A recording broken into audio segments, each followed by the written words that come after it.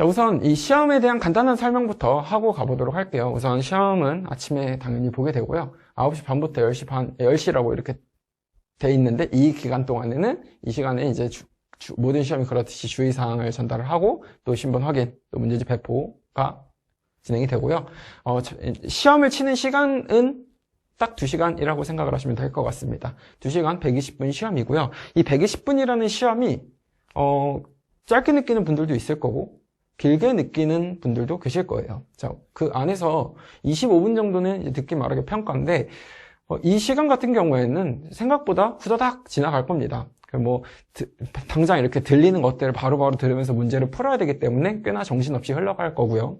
10시 25분에 마친 후에는 바로 일기평가가 시작이 됩니다. 자, 근데 이 95분이라는 시간은 제 개인적으로는 길다고 느껴져요. 왜냐하면 이 시간 동안 많은 텍스트들을 풀어야 하거든요. 100문제가량을 우리가 물론 듣기 포함해서 100문제지만 그 100문제가량을 풀어야 되는 상황에서 집중력이 가장 큰 변수가 됩니다. 그렇다 보니까 이 읽기평가 같은 경우에는 이렇게 생각을 하시면 좋을 것 같아요.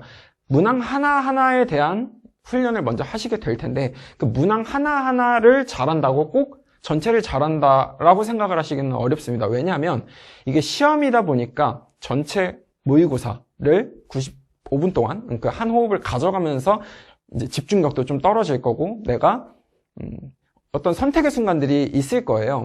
막히는 거에서 어떤 식으로 할 거다라는 그런 이제 결정의 순간들이 있을 텐데 그런 순간순간에 이 결정이 흐려지거나 아니면 막히는 거 계속 붙잡고 있다가 시간이 쫓기게 되면은 내가 한 지문은 잘 풀었던 수험생이라도 그 모의고사를 전체를 풀다 보면은 내 실력대로 보기가 생각보다 어렵죠. 모의고사라는 것 자체가. 그렇다 보니까 이 읽기평가 같은 경우에는 많이 풀어보시는 거, 많이 풀어보실 때 처음에는 영역별로 가지만 좀 기출문제 자체도 많이 접해보실수록 좋다. 이렇게 생각하시면 될 것 같습니다.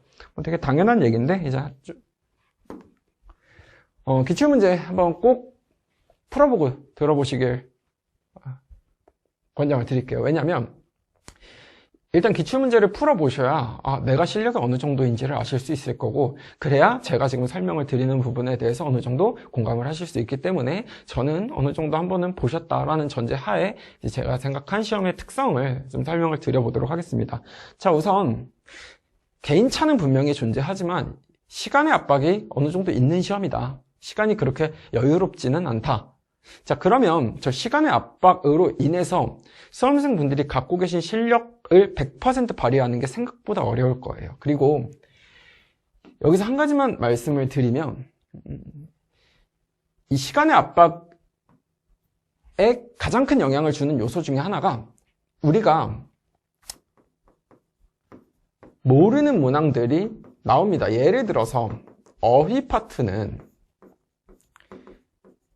어느 정도 제가 팁을 드리기는 하겠지만 팁을 안다고 모르는 단어를 갑자기 알게 되거나 그렇게 되기는 어렵단 말이에요. 그러면 결국에 내가 지식적으로 어떤 그 단어의 뜻 자체를 모르는 거는 그 시간에 내가 더 노력한다고 풀어낼 수 있는 영역이 아니잖아요. 그렇기 때문에 이런 부분에서 과감하게 찍고 어떻게 보면 넘어가는 것 외에는 방법이 없기는 합니다. 그러면 그 모르는 문항에서 내가 과연 지지부진하게 그걸 끌고 있지 않고 넘어갈 수 있느냐 없느냐가 시간 컨트롤을 하는 데 있어서 상당히 중요한 요소가 될 겁니다. 그런데 이제 시험 자체를 모의고사 형태로 많이 안 풀어보신 분들은 시간의 압박을 많이 받으실 수밖에 없어요. 내가 영역 하나하나를 계속 잘 했더라도 내가 시간의 압박으로 인해 좀 제 실력을 발휘 못하게 될 그 가능성이 높은 시험이다. 이렇게 생각해 주시면 될 것 같고, 자, 두 번째, 영역 간의 난이도 차이가 꽤나 있는 시험이다. 이렇게 체감을 하셨을 것 같아요. 왜냐하면 아까도 말씀드렸는데 어휘, 여기는 그냥 대략 쓸게요. 그리고 맨 91번부터 100번까지 국어 문화라는 요 세 가지 파트 같은 경우에는 꽤나 어렵습니다. 이 어렵다라는 게 꼭 난이도가 높다, 그러니까 풀어내는 게 어렵다, 논리적인 사고를 요한다라는 측면에서 어렵다기보다도 지식적으로 범위가 많아요. 그러니까 공부할 게 많다. 근데 더 문제는 이 공부할 게 많은데 딱 정해져 있으면 충분히 기간을 두고 그 전체를 다 외우면 되는데, 이 시험의 특성 중에 하나가 특정의 범위가 딱 잡혀 있는 게 아니에요. 특히 어휘 같은 경우에. 그러니까 어떻게 보면은 수험생 입장에서 할 수 있는 게 그냥 많은 어휘를 아는 건데, 이제 그게 굉장히 불확실하고, 좀 비관적으로 생각을 해보면 내가 굉장히 이걸 오래 준비한다고 무조건 어휘 파트를 다 맞출 수 있다라는 그 보장이 안 되는 그런 성격을 갖고 있기도 합니다. 그렇다 보니까 처음에도 말씀드렸던 것처럼 내가 시간이 많이 없다라는 분들은 솔직히 어휘는 그냥 기출 풀어보고 들어가는 것 정도가 최선이라고 생각을 해요. 그러다가 내가 풀었던 게 나오면 운이 좋아서 더 얻어 걸리는 거고, 뭐 누군가는 더 많이 노력을 했지만 내가 모르는 게 나왔다. 그러면 똑같은 위치에서 풀게 되는 거죠. 좀 슬프기도 한데, 어쨌든 영역 간의 난이도 차이가 좀 뚜렷한 시험이다. 어휘어법, 국어문화. 자, 그런데 이 난이도 차이가 있기 때문에 그래도 어법은 공부하시면 맞출 수 있어요. 근데 이 난이도 차이가 있기 때문에 이런 부분에서 점수를 따셔야 사실은 고득점을 받으실 수 있습니다. 이게 남들도 다 틀리는 걸 나도 다 틀려버리면은 안 되겠죠. 예, 그래서 내가 맞춰야, 남들이 다 맞추는 건 당연히 다 맞추셔야 되고, 남들이 틀리는 거에서 좀 더 잘 맞춘다라면은 고득점을 받으실 수 있는 거기 때문에 내가 나머지 파트를 일단 잘 풀어내는 거에 좀 더 신경을 쓰시고 점수를 잘 맞기 위해서는, 그리고 이런 것들이 쉽게 말해서 변별력입니다. 그렇다 보니까 최대한 시간 여유를 많이 두시고 많이 공부하는 거 외에는 이제 답이 없다라는 영역이고요.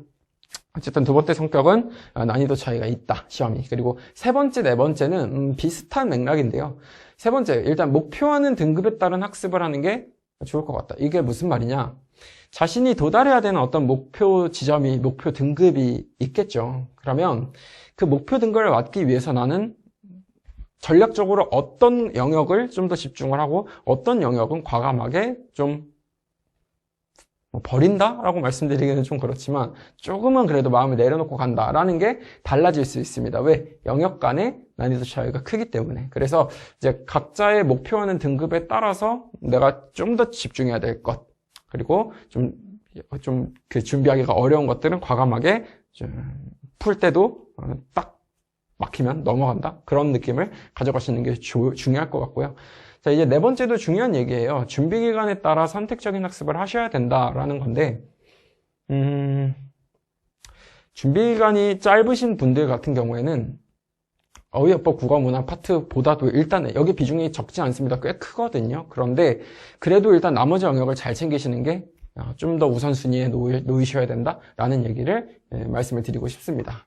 자, 이제 영역 구성은 어떻게 되어 있느냐라고 했을 때 1번부터 15번이 듣기 말하기고요. 16, 45가 어휘어법, 그 다음 46에서 50이 쓰기, 51에서 60이 창안, 61에서 90 읽기인데, 여기가 풀어보시면 그냥 보통 국어 시험들에서 많이 한 번쯤은 보셨을 법한 유형들이에요. 그렇다 보니까 여기 이 세 파트 같은 경우에는 더더군다나 이제 수업의 강의의 도움을 좀 많이 받으실 수 있는 파트 중에 파트가 바로 이 세 파트라고 생각을 하시면 될 것 같고, 나머지 부분은 수업의 도움도 중요하지만 사실 이것과 이거는 자습을 잘 해주셔야 됩니다.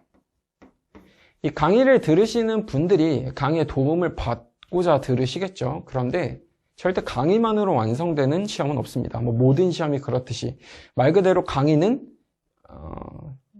요 세 파트 같은 경우에는 어떤 유형적인 팁 이런 게 많이 존재할 수 있고, 글을 어떻게 읽어나가면 좋을지에 대한 그런 가이드를 해드릴 수 있기 때문에 많은 도움을 받을 수 있지만, 특히 이렇게 암기가 많은 파트, 지식적으로 뭔가를 많이 해야 하는 파트를 만약에 제가 그걸 그냥 다 리딩을 해주는 수업을 해버린다라고 하면은 수업 강의 자체는 굉장히 알찬 느낌은 들 수 있지만 굉장히 비효율적이에요, 사실. 그래서 그런 부분들은 수험생분들이 직접 2번이고 3번이고 스스로 보면은 가속도가 붙기 때문에 이제 제가 해야 될 역할을 저도 고민을 굉장히 많이 했는데, 여러분들이, 수험생분들이 자습을 하실 수 있는데 좀 올바른 가이드를 해드리는 것과 더불어 그럼에도 가져갈 수 있는 팁들, 그리고 교재 안에 있는 문항에 좀 파생적으로 아시면 좋을 그 내용 정리들까지를 해드리는 거에 좀 더 초점을 맞추는 게 좋지 않을까. 일단 그렇게 생각을 하고 강의를 들어왔고요.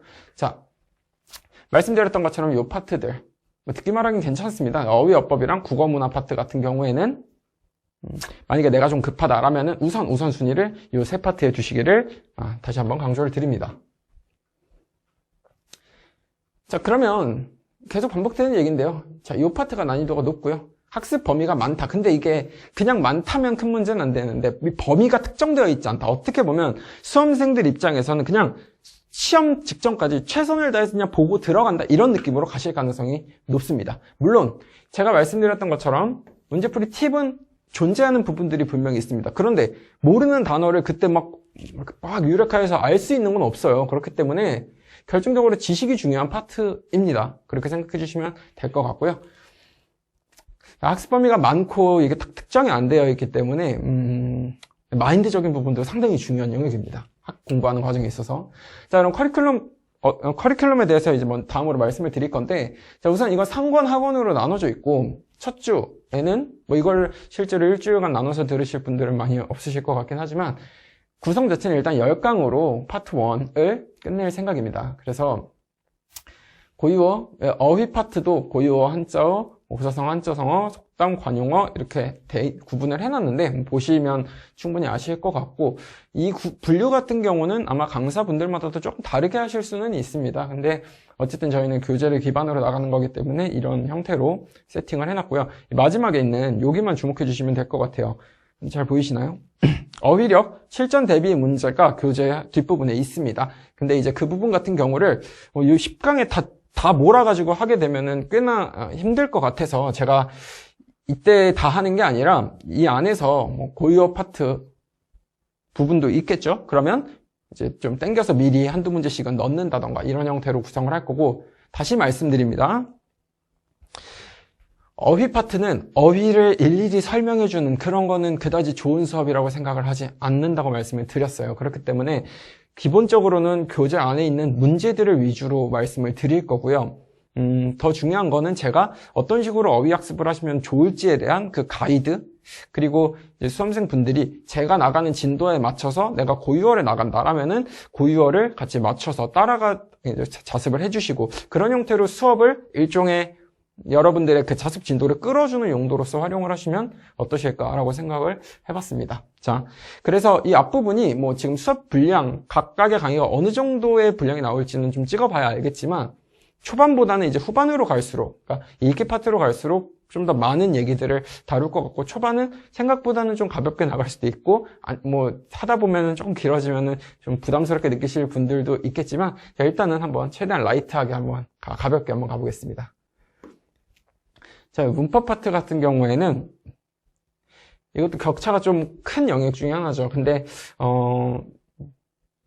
만약에 이제 대한민국의 수능 시험을 대부분들 치시니까 그걸 치셨던 분들 같은 경우에는 한 번쯤은 보셨을 법한 내용인데, 이 파트 같은 경우에는 그래도 어휘보다는 훨씬 배우시면은 푸실 수 있는 것들이 많은 영역입니다. 그래서 이 부분 같은 경우에는 이제 수업이 메인이 될 거고, 이때부터는 제가 해설을 많이 해내야 되는 영역이고요. 이 마지막 파트는 좀 암기가 어느 정도 받쳐주셔야 된다라는 거, 그 정도만 간략하게 말씀을 드리고 넘어가 보겠습니다. 자, 그러면 그 다음으로 갈 거는, 제가 계속 반복해서 말씀드리는 게, 저는 그냥 학습을 가이드하는 사람이다라고 말씀을 드렸어요. 그래서 어떤 식으로 학습 방법을 잡으시면 좋을까라는 말씀을 드리려고 하는데, 우선 단원별로 좀 구분을 해두시길 바래요. 그래서 내가 좀 시험 기간이 얼마 남지 않았다라면은 이제 본인들의 우선순위를 딱 정해두시고 시작을 하시는 게 좋을 것 같다. 그래서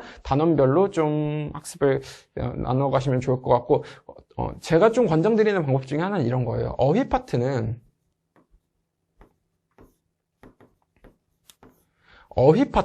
그 안에 고유어도 있고, 지금 분류가 한자어 이런 식으로 나눠져 있는데, 나 어휘부터 차근차근 다 독파할 거야 해서 어휘를 1페이지부터 쭉쭉쭉쭉 그냥 그렇게 나간다?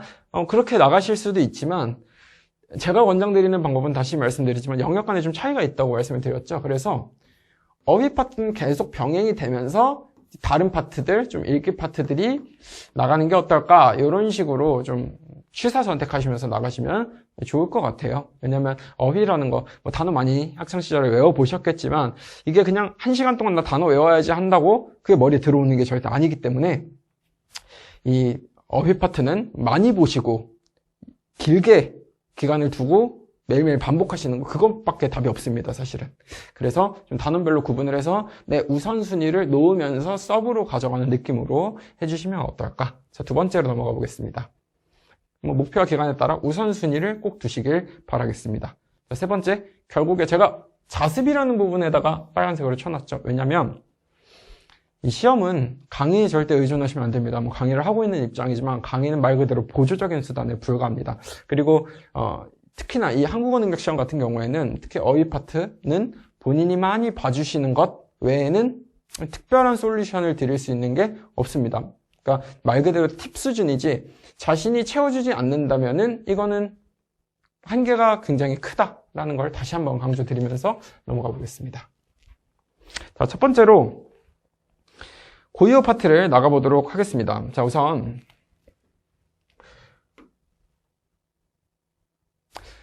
출제 문항 같은 경우에는 뭐 2문항에서 3문항 정도가 기출에서 나왔다라고 보시면 될 것 같은데 그 어휘 문항들 중에 이 정도의 비중을 차지한다? 근데 이거를 뭐 꼭 고유어니까 그러니까 고유어 분류, 한자 분류 이렇게 생각은 굳이 안 하셔도 될 것 같아요. 그냥 어휘 파트에 있는 걸 그냥 풀어나가시면 되는 거고요. 그냥 저는 강사이기 때문에 어떤 경향성을 보여드려야 되기 때문에 2문항에서 3문항 어느 정도의 비중은 있다. 그리고 난이도는 높다. 특히나 지식적으로 뭔가를 알지 못하면은 넘어가기가 한계가 있는 영역이기 때문에 난이도 좀 높다. 그리고 공부량 많다. 왜냐면 또 학습 방법에 있어서 암기가 정말 중요한 영역이다. 예를 들어서 지청구 이따가는 하겠지만 지청구라고 했을 때 그게 뭐야? 답이 안 나오면 풀 수가 없습니다. 그런 형태로 나오기 때문에 이 암기가 정말 중요한 파트고요. 공부량이 많다. 많은 거랑 더불어서 그 불확실성을 여러분들이 견디면서 나가셔야 된다는 게 가장 큰 어려운 점이 아닐까 싶습니다. 자, 근데 정답률 자체가 굉장히 낮습니다. 그래서 사실은 이 시험을 치시는, 지금 이 강의를 보고 계신 여러분만이 아니라 대부분의 수험생들이 어려워하는 파트다. 그렇기 때문에 뭐 위안을 삼자라는 건 아니고, 그렇기 때문에 내가 공부를 좀 더 하면 남들보다 나아질 수 있다. 요런 마음으로 해주시면은 공부하시는 것도 그냥 엄청 스트레스 안 받으시고 하실 수 있지 않을까.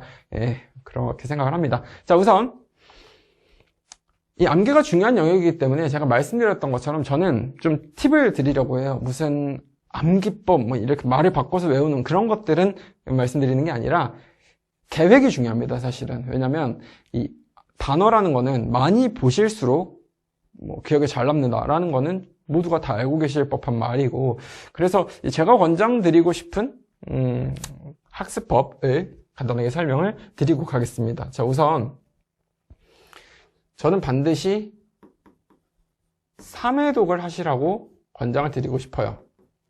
이 3회독이라는 게 꼭 3회만 해야 된다는 건 절대 아닙니다. 많으면 많을수록 좋은데 자, 일단 기본을 3회독으로 두고 마인드가 중요하다고 생각을 해요. 1회독 같은 경우에는 중요한 게 일단 내가 계획한 만큼의 진도를 나가는 게 중요합니다. 자, 수험생분들을 많이, 제가 수능 강의도 꽤 해왔기 때문에 수험생들, 좀 더 의지가 많이 부족한 어린 친구들 같은 경우에는 특히나 초반에 열정이 불타고 금방 그게 사그라드는 경향성이 크더라고요. 그래서 단어장을 보면은 보통 앞부분만 빽빽하게 지저분하고 뒷부분으로 갈수록 깨끗해지는 그런 경우를 많이 보았는데, 그렇게 되는 심리, 저도 공부했을 때 앞부분에서 힘 빼고 뒷부분에서 힘이 빠지는 그런 경험을 많이 했는데, 그 심리에는 처음에 뭔가를 너무 많이 완벽하게 해야 된다라는 것에서 비롯된 어떤 그러니까 그런 완벽주의에 의한 문제였던 것 같아요. 그래서 뭔가 한 번 실천이 깨지면 다시 잡기 힘들고, 뭐 운동 헬스장 같은 것도 가다 보면은 한 번 안 가게 되면 계속 안 가게 되잖아요. 뭐 늘 해왔으면은 가는 게 힘들어도 가게 되는데 한 번 안 하게 되면은 안 가게 되는 것처럼, 이 단어도 뭔가 내가 누적 복습해야 될 게 너무 많다라는 압박이 들면은 안 하게 되고, 또 하다가 할 게 너무 많으면 실천하는 것 자체가 굉장히 부담스럽잖아요. 그러면 또 안 하게 되고, 그럼 그 한 번 안 하는 거로 인해서 계속 안 하게 되고, 그런 문제 경향성이 크기 때문에 저는 첫 번째 목표는 진도라고 생각을 합니다. 1회, 예를 들어 데이 1부터 데이 30까지 있다고 가정을 해보겠습니다. 그러면 무조건 1일부터 30일까지 30일 동안 나간다? 그런 느낌으로 가주셔야 될 것 같아요. 물론 그 과정에서는 불확실성이 있으실 겁니다.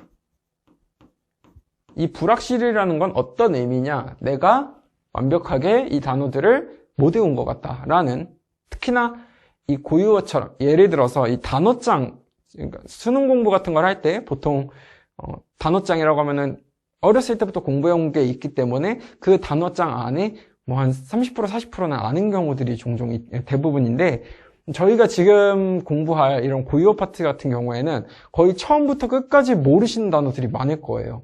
그렇기 때문에 이 혼자 그 책을 보시면은 상당히 부담스러우실 겁니다. 데이 1을 했는데 예를 들어서 100개의 단어를 했는데 100개 중에 한 30개 기억나나? 그 정도의 느낌으로 가실 거예요. 근데 일단 밀고 나가시는 게 중요하다는 말씀을 드립니다. 일단은 쭉 나가시고요. 그 다음 2회독 때는 저는 정독하라라는 말씀을 드리는데, 이 정독이라는 건 물론 1회독 볼 때도 전체를 다 보실 거고 2회독 볼 때도 전체를 다 보실 텐데, 2회독에서는 좀 더 힘을 많이 줘서 보시는 겁니다. 그래서 한 번은 봤지만 사실상 거의 보는 시간이 1회독과 마찬가지로 한 번 본 것임에도 불구하고 그 정도로 좀 더 힘을 줘서 나가시기를 권장을 드리고요. 3회독에는 좀 더 중요한 것, 근데 여기서는 특별히 중요한 거라고만 간추리는 게 한계가 있기 때문에 내가 안 외워진 거 좀 외우기 어려웠던 것, 이렇게 하겠습니다. 개인적으로 다르기 때문에 어려운 것, 이 정도를 분간해서 회독마다의 좀 목적성을 가지고 가시면은 좀 더 암기가 부담스럽지 않게 나가실 수 있다라는 거. 그리고 넘어가 보겠습니다. 이렇게 3회독을 하시면서 한 가지만 더 말씀을 드릴게요. 하루에 1시간을 한다라고 생각을 했을 때 1시간 동안 단어만 보고 계시는 것보다는 이를 하루에 3번을 나누신 다음에 보시는 게 훨씬 좋습니다. 그렇게 해서 나가주시면 될 것 같고, 자, 수업 방식은 특히 어휘 파트, 고유어 파트 뿐만 아니라 어휘 파트 같은 경우에는 제가 그래도 드릴 수 있는 문제풀이에 대한 팁은 드릴 거예요. 그리고 그래도 그 문제를 푸는 저희가 교재 안에 있는 문제를 푸는 거기 때문에 그 교재 안의 문제에 대한 좀 파생적으로 아셨으면 하는 어휘들을 정리를 해드릴 겁니다. 이 정도로 생각하시고 넘어가 보겠습니다. 자, 지금 오늘은 한 2개 정도만 더 해보고 마무리를 할 건데요. 기출문제를 한번 살펴보도록 하겠습니다. 지금 이 기출문제는 KBS 한국어 능력시험 홈페이지를 가시면 견본 문제로 나와 있는 이 54회 기출 문항입니다. 자, 시간을 한 30초를 드리겠습니다. 한번 생각해 보시면 좋겠습니다.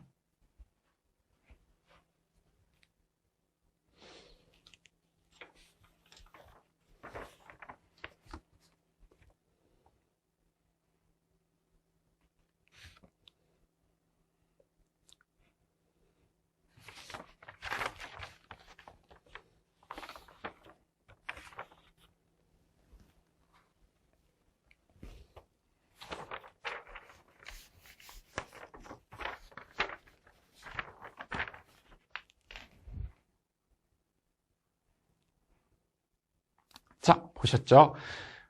이런 느낌이라고 생각하시면 좋을 것 같아요. 쓸데없는 말을 짓거리기 좋아하는 사람, 문항 16번에서 나왔던 건데요. 이 의미의 고유어는 무엇일까라고 했을 때 사실 이게 뭐다를 모르시면 이거는 풀 수가 없는 문항입니다. 그래서 어휘 파트는 계속 말씀드리지만 지식적으로 모르면 풀어내기가 한계가 있는 그런 영역이다. 물론 앞으로 보실 어휘 문제들 중에서는 어느 정도의 문맥을 활용한 추론 그리고 어느 정도의 프리팁을 통해서 도움은 받으실 수 있겠지만 결정적으로 이렇게 지식이 저희 머리 안에 없으면은 풀어내기가 어려운 문항이다 라고 생각하시면 될 것 같아요. 자, 우선 강의 들으시는 분들 같은 경우에는 여기다 판서를 하셔도 좋을 것 같고, 제가 아무래도 좀 추가해서 말씀드리고 싶은 내용들이 어느 정도 있다 보니까 별도 노트를 하나 준비해 주셔도 좋을 것 같습니다. 저는 이렇게 노트를 한번 활용을 해볼게요. 자, 판서 공간이 좀 작아가지고 이게 저도 생소한 것들도 많아요. 그렇다 보니까 공부도 저도 많이 하고, 그래서 최대한 많은 정보를 드리려고 노력을 하는데, 우선 이거부터 좀 참고해 주시면 좋을 것 같아요. 많이 푸시다가 혹은 일상생활을 하시면서 이 어휘는 뭐지? 라는 생각이 드실 수 있습니다. 그때 표준국어 대사전을 꼭 활용을 하셔서 뜻을 찾아보시는 걸 권장을 드리고요. 저도 이제 전달을 드릴 때 그런 내용들을 토대로 많은 예문들, 그러니까 이 어휘라는 게 어렸을 때를 생각을 해보면 그냥 영어가 제일 경험을 저희가 많이 해봤으니까 시험에서 단어, 그 다음에 이렇게 뜻, 그리고 이렇게 해가지고 테스트 보면서 단어 주고 뜻 써! 이런 형태의 시험들을 많이 봤을 텐데, 이런 거 같은 경우에는 말 그대로 이거나 이건 이거야 이런 식으로만 하다 보니까 머릿속에서 잘 남지가 않습니다. 그렇다 보니까 이제 제가 좀 암기에 있어서 도움을 드리고 싶은 부분은 이런 것들이 어떤 식으로 활용되는지 사실 예문을 함께 공부를 해주시는 게 정말 좋아요. 그렇기 때문에 저는 오늘 어휘를 설명을 드릴 때, 아니 앞으로도 좀 예문들을 많이 보여드리면서 그래도 기억 속에 잘 남으시게 도와드리겠습니다. 첫 번째, 이 오지랖 같은 경우에는 한 번쯤은 들어보셨을 것 같아요. 왜 이렇게 오지랖이 넓어? 라는 말로 한 번쯤 일상생활에서 들어보셨을 것 같은데, 자, 우선 이 뜻은 쓰면서 일부러 기억을 한번 해보시라고. 이 일, 저 일, 관심이 많고,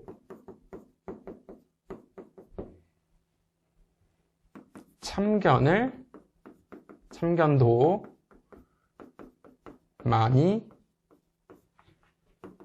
하는 사람, 이렇게 의미를 받아들여 주시면 되겠습니다. 그리고 두 번째로 허릅숭이라는 단어를 살펴보겠습니다.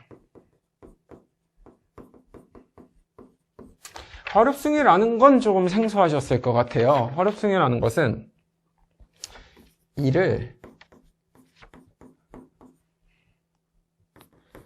실답게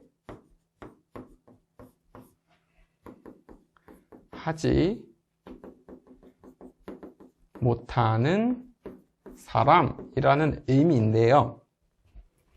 약간 바보스럽다 이렇게 생각을 해주시면 될 것 같습니다. 좀 바보스러움에 가까운 의미고요. 그 다음 만무방 한번 살펴보겠습니다. 만무방은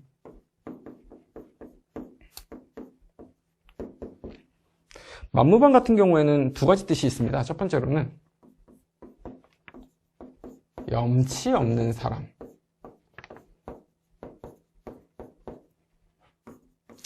일컬을 때 만무방이라고 하고요. 두 번째로 이건 뭐 아무렇게 생긴 사람의 의미도 있습니다.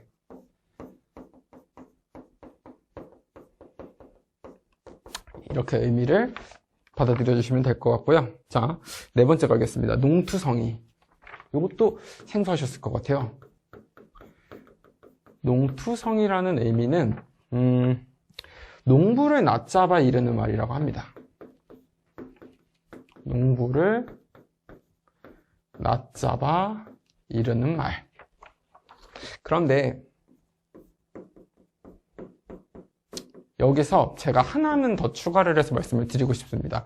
이 낮잡다라는 단어인데요.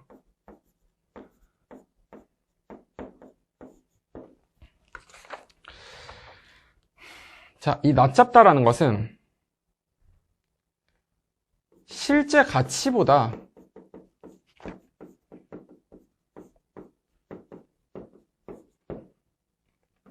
낮게 값을 치는 것입니다.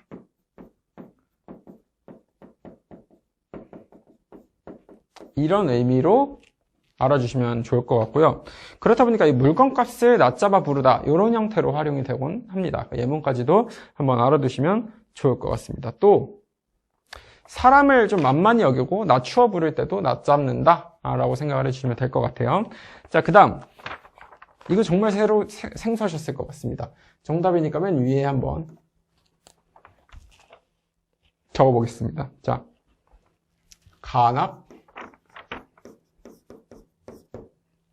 간합산이라는 건 단어가 굉장히 생소하실 텐데 쓸데없는 말을 짓걸이기 좋아하다. 그런 수다스러운 사람, 이렇게 적으시면 좋을 것 같고요. 혹은 말다툼을 잘한다, 이렇게 생각해 주시면 좋을 것 같습니다. 그렇다 보니까 그냥 정답은 5번이다. 뭐 특별한 해설 방법이 있는 게 아니라 지금처럼 이렇게 정리를 해드리고, 그렇기 때문에 이게 그 답입니다. 이렇게까지밖에 설명이 안 되는 그런 문항입니다. 자, 그래서 이런 스타일도 있고, 아무래도 전달드려야 될 내용이 많기 때문에 저도 정확하게 천천히 한번 가보겠습니다. 자, 우선 그 다음으로 또 한번 가볼게요. 요거 같은 경우에는 조금 문항의 성격이 달라졌습니다. 그래서 시간을 잠시 드릴 테니 한번 또 풀어보시면 좋겠습니다. 1분 드리겠습니다. 이번에는.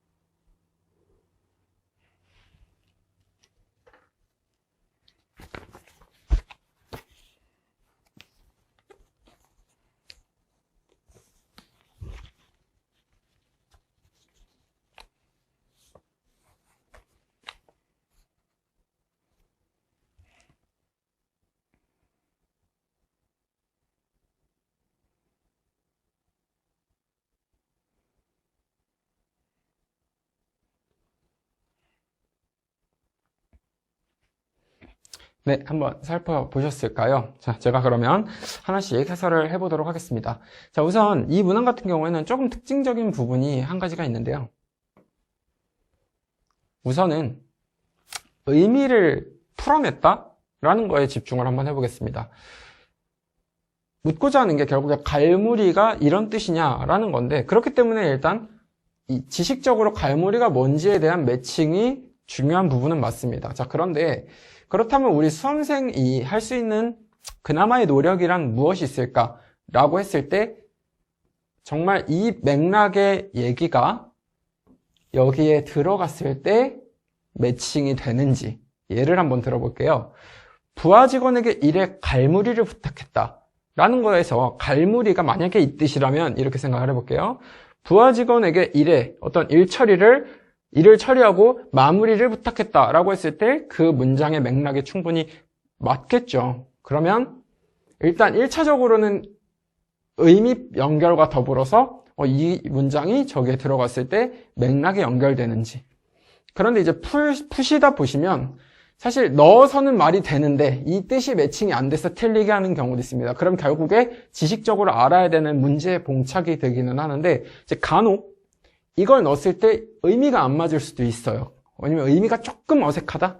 그럴 경우에는 그나마 나은 답을 고를 수 있기 때문에 이 정도의 팁을 드릴 수 있을 것 같고, 일단 갈무리라는 것 자체는 어쨌든 마무리의 느낌을 갖는다, 그 정도로 생각을 해주시면 될 것 같고, 자, 2번 가볼게요. 형이 음식을 갖고 계속 가탈을 부린다, 까탈스럽다 라는 느낌, 그렇게 활용할 수 있는 일상생활에서 은근히 다르게 활용하고 있는 말들도 있기 때문에 한번 일상생활에서의 표현에 어떤 것과 유사한가? 라는 것도 생각을 해보시면 좋을 것 같아요. 그게 물론 항상 맞지는 않을 수도 있고 잘못 변형돼서 쓰이는 것들도 있기 때문에 100%라고 말씀을 드리긴 어렵지만 어쨌든 저희는 시험을 풀어야 되는 입장이잖아요.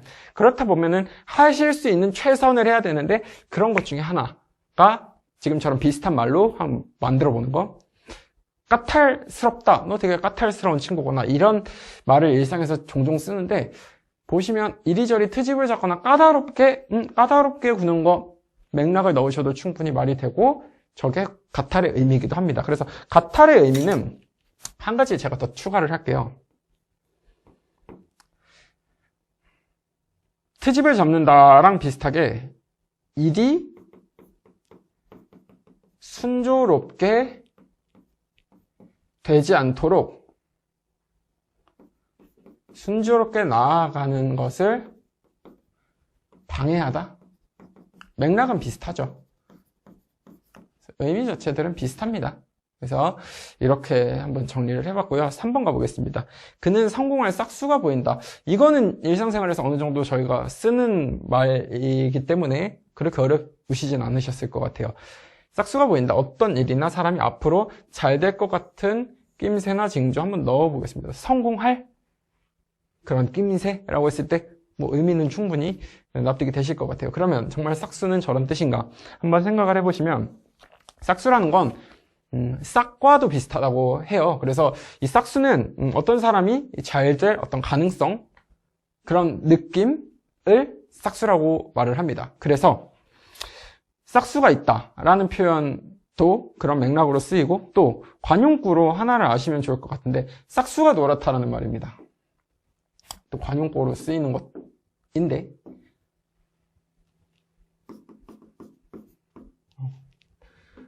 이게 판서가 생각보다 어색하네요.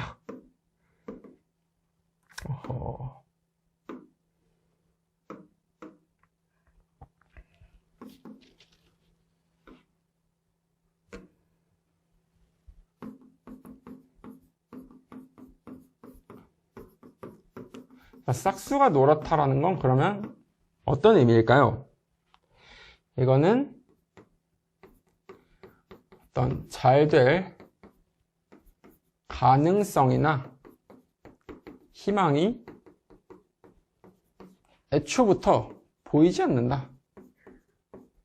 노랗다라는 의미가 그다지 좋은 의미로 쓰이진 않았다. 그러면 가능성이 별로 좋지 않구나. 이렇게 충분히 연결이 되실 것 같아요. 자, 그 다음 4번 가보겠습니다. 그녀는 하는 말과 행동이 무람 없어서 많은 이들의 사랑을 받고 있다. 그 의미가 이제 부끄러워서 삼가하고 조심하는 데가 있다. 인지 생각을 해보시면 무람 없다라는 말을 아시는 분들은 많지 않을 것 같아요. 근데 이제 4번 같은 거를 어떤 식으로 풀어내실 수 있냐면 잘 보시면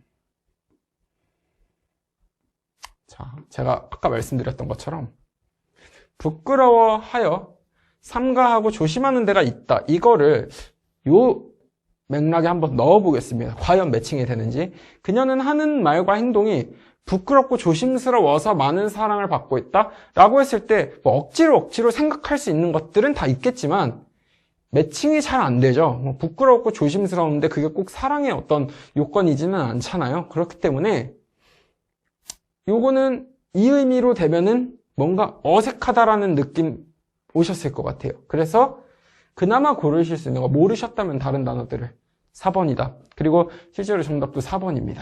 자, 그러면 이것과 더불어서 무람 없다라는 단어를 한번 살펴보도록 하겠습니다. 자, 없어서의 기본형인 무람 없다에 대해서 살펴보겠습니다. 일단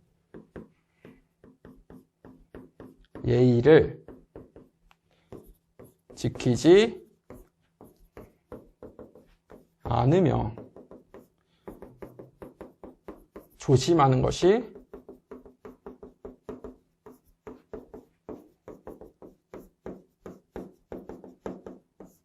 자, 일단 의미 자체는 무람 없다가 예의를 지키지 않으며 삼가고 조심하는 것이 없다라는 뜻입니다. 나왔던 문항의 반대적인 뜻이죠.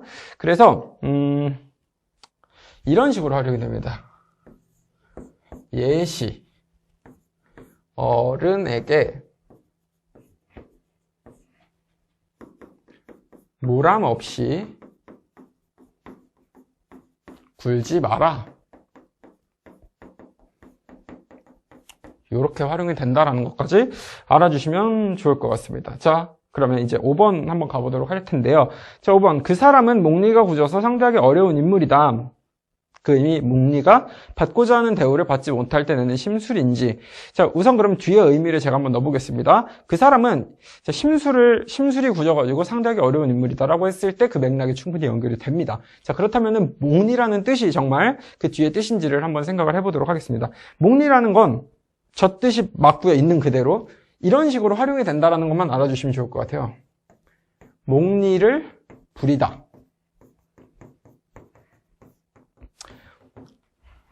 자, 목리를 부린다라는 거는 결국에 심술을 부리다. 뭐 이런 식으로 매칭이 되시겠죠? 자. 어디 갔죠? 네, 여기. 그래서 정답은 4번이고요. 풀어보셨으면 이제 하나는 아실 것 같아요. 지식적으로 정말 중요한 영역이 맞구나. 그리고 그럼 수업은 왜 들어야지? 왜 듣는 게 도움이 될 수 있을까? 라는 게 바로 이 18번 문항 같은 것 때문이라고 생각하시면 될 것 같아요. 지금 이 4번 같은 걸 풀 때 맥락 매칭이 안 됩니다. 라는 것들. 아, 이런 식으로 풀 수도 있는 거구나. 그 정도로 도움을 받으시면 좋을 것 같고, 마무리로 딱 다시 한번 이 말씀을 드리고 싶어요. 이 어휘 파트 같은 경우에는 강의를 나가긴 하지만 수험생분들의 자습이 정말 중요한 파트입니다. 그렇기 때문에 3회독 말씀드렸던 3회독 학습법을 꼭 해주시고요. 또 이 강의를 꼭 어휘 파트는 순차적으로 안 들으셔도 괜찮습니다. 다른 파트를 같이 병행하시면서 어휘 파트는 좀 가볍게 서브로 나가주셔도 좋을 것 같고, 본인이 이 시험 기간이 코앞에 있다라고 하시는 분들은 선택적으로 다른 파트를 먼저 들으시는 것도 추천을 드리겠습니다. 자, 어쨌든 이 강좌의 활용도는 수험생분들이 얼마나 능동적으로 활용하시느냐에 따라 달려 있습니다. 그래서 많은 말씀을 드렸던 것 같고 비슷한 이제 이야기도 많았던 것 같은데, 네, 그만큼 좀 신중하고 최대한 많은 정보를 드리고자 지금 수업들을 만들어가고 있으니까요. 네, 다음 강에서도 한번 더 알찬 내용으로 찾아뵙도록 하겠습니다. 자, 이 강에서 뵙겠습니다.